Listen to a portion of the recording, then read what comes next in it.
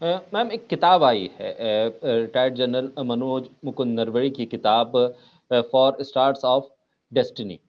इस जी। पे उन्होंने जिस तरह से अग्निवीर योजना जो अग्निपथ योजना उसका ज़िक्र किया और कहा कि ये एक झटका था सेना के लिए।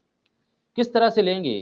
क्योंकि सरकार तो ये कह रही थी कि ये बहुत गेम चेंजर योजना है और इससे तो रोज़गार आ जाएगा और रोज़गार लोगों को मिलने लगेगा। विपक्ष ने इसके खिलाफ आवाज़ उठाई थी, बताया था कि कहाँ लूपहोल्स हो सकते हैं, कैसे ये सही नहीं होगा सेना के लिए। अब जो किताब आई है, वो तो ये बता रही है कि सेना के भीतर भी इसको लेकर रज़ामंदी नहीं थी।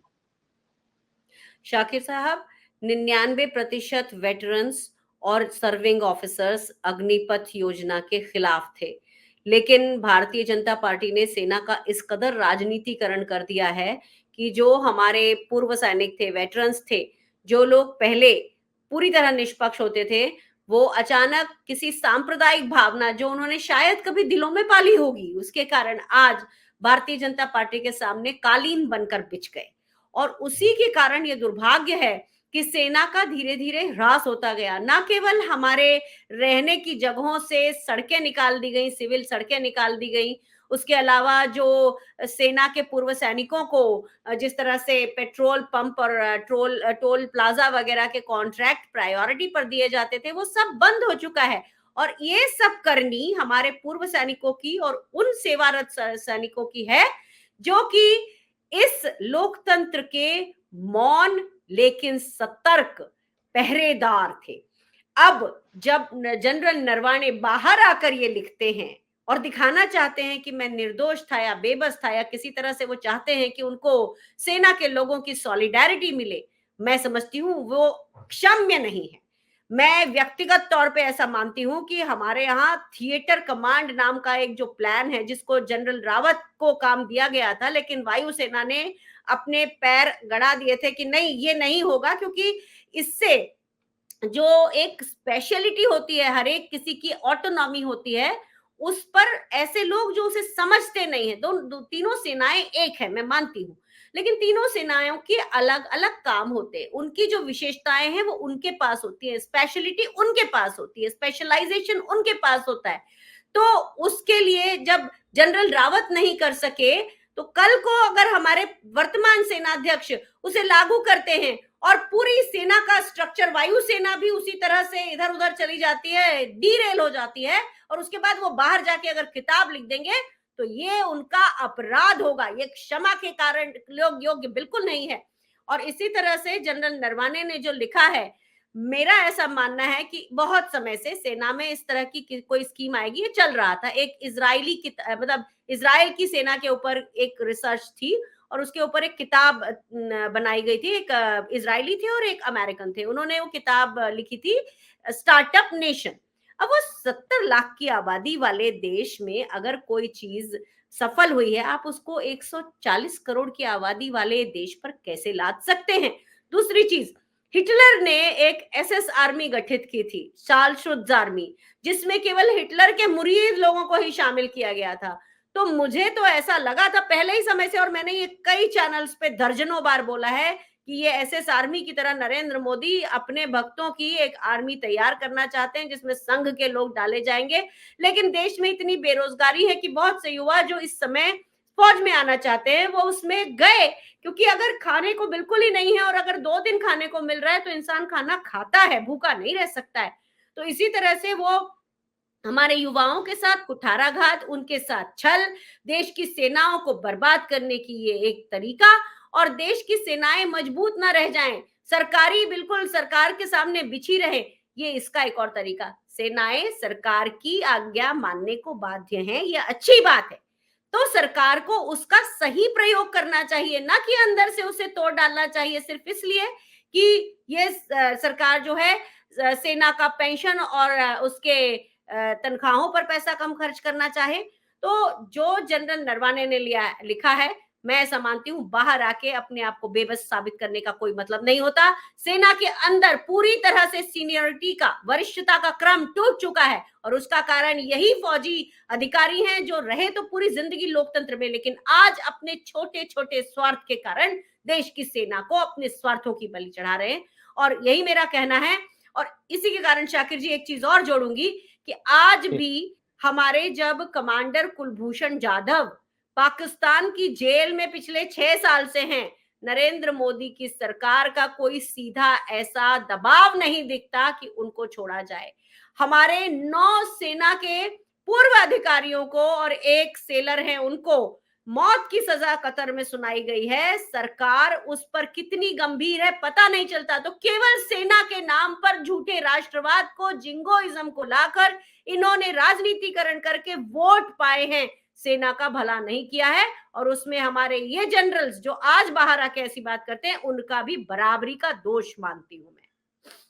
क्या जिस तरह से विपक्ष ने इस अग्निपथ योजना के आने के बाद लोगों को भी बताया था कि देखिए ये सब चीजें जो आपके सामने परोसी जा रही हैं, ये इंटेंस है, आपके लिए एक वक्त के लिए खाने का इंतजाम कर सकता है, लेकिन जो एक जज्बा होता है एक फुल टाइम आर्मी मैन का, वो शायद वो जज्बा पैदा ना कर पाए। तभी हमने देखा कि कुछ नौजवान जो शहीद हुए इस योजना के तहत, जो भर्ती हुए थे, वो जो शहीद हुए तो उन्हें शहीद का दर्जा नहीं, उनको किसी तरह का प्रोटोकॉल नहीं। आखिर स्थिति क्या देश के भीतर की, एक फौजी का सम्मान क्या इस देश के भीतर इस हद तक कम कर दिया गया कि उसकी शहादत को भी शहीद नहीं माना गया और जो प्रोटोकॉल दिया जाना था वो भी नहीं मिल रहा है। शाकिर जी वही तो, बहुत से अग्निवीरों ने ज्वाइन करने के बाद बीच से ट्रेनिंग छोड़ दी। ऐसे किस्से कम हुआ करते थे, इक्का दुक्का होते थे, यहाँ 50-50 लोगों ने छोड़ दिया। उसके बाद जिस तरह से अग्निवीरों के साथ एक जैसे शहादत की ही एक बात ले लीजिए, तो उनको तो पूर्व सैनिक भी नहीं माना जाएगा, एक्स सर्विसमैन का उनको कैटेगरी नहीं दी जाएगी।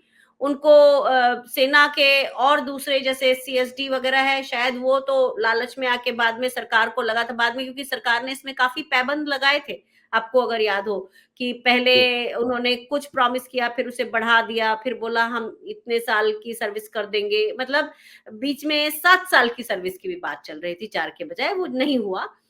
तो इस तरह से सेना को पूरी तरह राजनीति का गुलाम बनाने का जो ये एक्शन है, ये पहले कभी नहीं हुआ। और जो ये अग्निवीर हैं, इनके बारे में एक और बात मुझे बहुत डराती है कि देखिए इनकी पोस्टिंग पहली या दूसरी, 2 ही पोस्टिंग होगी मैक्सिमम, तो इनकी जहाँ होगी हो सकता है कि वो सामरिक महत्व की जगहें हों। जब ये बाहर जाएँगे और इन्हें नौकरी नहीं मिलेगी, और अगर कोई इनको लालच देगा, तो ये तो वहाँ का नक्शा भी हैंड ओवर कर सकते हैं बनाकर कि यहाँ ऐसा है, वहाँ ऐसा है। तो ना केवल ये स्कीम युवाओं के लिए बहुत घातक है क्योंकि उनको कहीं नहीं लेकर जाती, और उसी तरह से ये सेनाओं के लिए और भी ज्यादा घातक है। ये देश की सामरिक सुरक्षा के ऊपर बहुत बड़ा कुठाराघात है।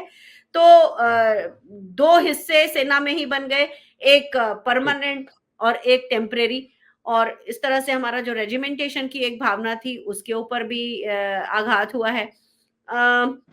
एक खास बात और, सेना के बहुत सारे पूर्व सैनिक या जो अंदर लोग हैं, उनको भी चूंकि बहुत ज्यादा धर्म से उनका वास्ता नहीं पड़ता, तो आज उनके ऊपर जो सांप्रदायिकता मढ़ी गई है, उसके कारण चारों धर्मों के जो हमारे पूजा स्थल एक ही जगह पर होते थे, वो आज हैं, लेकिन लोगों के मन में वो भावना नहीं रह गई है। सेना के छोटे-छोटे रस्मों रिवाजों को ओपन में लाकर एक्सपोज किया जा रहा है और उसका मजाक भी उड़ रहा है, और सरकार ये दिखाना चाहती है कि देखो हमने ये शुरू किया, ऐसा कुछ नहीं है।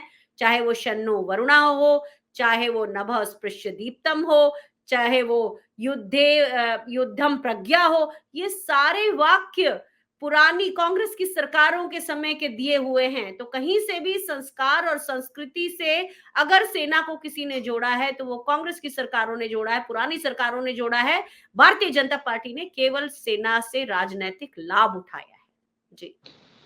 आखिर में एक सवाल ये कि जहां सेना से अलग इशू आता है कि परमानेंट नौकरी या फिर एक एडहॉक बेसिस पे ज्वाइनिंग, तो बीजेपी जगह जगह ये वादा भी कर देती है कि हम दिहाड़ी मजदूरी बंद करेंगे, हम दिहाड़ी पर लोगों को नहीं रखेंगे, हम परमानेंट नौकरी का वादा कर रहे हैं। वहीं दूसरी तरफ सेना में आप एक तरह से कॉन्ट्रेक्चुअल बेसिस पे आर्मी मैन तैयार कर रहे हैं। आपने इसराइल का एग्जाम्पल दिया, उस किताब का जिक्र किया। इसराइल के में तो जो मंत्री हैं, जो प्रधानमंत्री हैं, वो भी बंदूक उठाकर सीना तान कर निकल जाते हैं फौज को लेकर लीड करने के लिए। ऐसा फिर अगर तय करना है कि उस किताब के हिसाब से ही भारत में भी व्यवस्था हो, तो फिर यहाँ के मंत्री और यहाँ के प्रधानमंत्री क्यों पीछे रहते हैं? उनको भी मैदान में आना चाहिए। नहीं, नरेंद्र मोदी जी भारत के इतिहास के सबसे डरपोक प्रधानमंत्री हैं।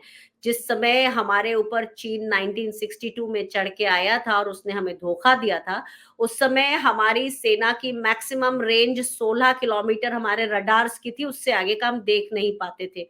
तो इसलिए वायुसेना को भी हम डिप्लॉय नहीं कर सके, हम बिल्कुल ताकतवर नहीं थे। लेकिन आज जब हम विश्व की चौथी सबसे बड़ी वायुसेना कांग्रेस की सरकारों द्वारा बनाए गए हैं, क्योंकि 3000 से ज्यादा जहाज कांग्रेस की सरकारों ने खरीदते थे, नरेंद्र मोदी जी ने तो केवल 36 जहाज खरीदे हैं। तो ऐसे में जब हमारे पूर्व जितने भी प्रधानमंत्री रहे वो बहादुर रहे, जब ये घटना हुई हमारी 1962 की, उसके बाद हमने 1965 में जीता, हमने 1968 में चीन को मजा चखाया, 1986 में मजा चखाया। तो मेरा ये कहना है कि एक ऐसा डरपोक प्रधानमंत्री जो बाहर तो छोड़ दीजिए, वो शस्त्र लेके तो बहुत ही दूर की बात है, सेना को आगे आके कमान संभालना तो बहुत दूर की बात है। वो तो चीन के राष्ट्राध्यक्ष से बात भी नहीं करने गए कि 2000 किलोमीटर की हमारी जमीन कैसे हड़प ली। आज तक की जो 19 वार्ताएं हुई हैं, आपने सुना होगा, मिलिट्री लेवल की बातचीत हुई है। एक ही बार कूटनैतिक लेवल पे और एक ही बार रक्षा मंत्री की 2020 में बात हुई थी। उसके बाद रक्षा मंत्री तो डरते हैं, प्रधानमंत्री तो महाडरपोक है, और हमारे जो आदरणीय विदेश मंत्री वो कहते हैं चीन हमसे बड़ी अर्थव्यवस्था है, तो हम उससे कैसे, उसके ऊपर क्या हम हमला कर देंगे। तो आपका ये सवाल कि प्रधानमंत्री को भी आगे आना चाहिए और देश की रक्षा के लिए अपनी आवाज उठानी चाहिए, नहीं, उनसे नहीं होगा। वो बेहद भीरू किस्म के इंसान हैं, और आरएसएस और बीजेपी का ये इतिहास रहा है कि अंग्रेजों से भी डरते थे और आज ये चीन से भी डर के बैठे हुए हैं। बहुत शुक्रिया मैम, कीमती वक्त देने के लिए, बोलता हिंदुस्तान के साथ जुड़ने के लिए। तो तमाम दर्शक इस वीडियो को, इस बातचीत को भी आगे शेयर करें, हमारे तमाम सोशल मीडिया प्लेटफॉर्म को लाइक, सब्सक्राइब करते हुए, फॉलो करते हुए इसे शेयर करते रहे, ताकि इसी तरह की और भी महत्वपूर्ण बातचीत आप तक पहुंच सके। बहुत शुक्रिया मैम एक बार फिर।